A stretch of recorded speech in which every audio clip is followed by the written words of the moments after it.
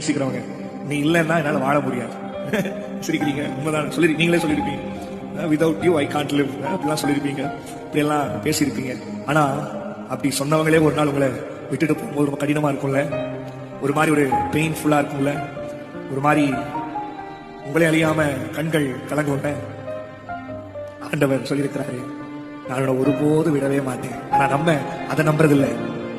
சும்மா மனுஷனுடைய வார்த்தையை நம்பி அவங்க என்னை விட்டு போக மாட்டாங்க.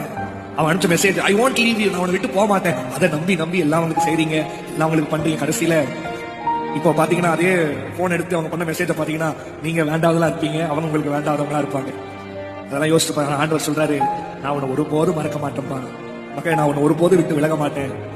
என்ன நீ பார்க்கவே மாட்டேன் இன்னைக்கு சொல்லி ஏசப்பா. இத்தனை நாள் நான் யாரோ போதும் நினைச்சிட்டு இருந்தேன், யாரோ எனக்கு வேணும் நினைச்சிட்டு இருந்தேன், சந்தோஷத்திற்கு நான் நிம்மதியா இருக்கிறதுனால. இன்னைக்குதான் எனக்கு தெரியுது, நீங்க இத்தனை நாளா என்ன விடாம இருந்திருக்கீங்கன்னு. இன்னைக்குதான் அவர் விடாம இருந்தனாலதான் நீ இவ்வளவா இருக்கிற, சுகமா இருக்கிற.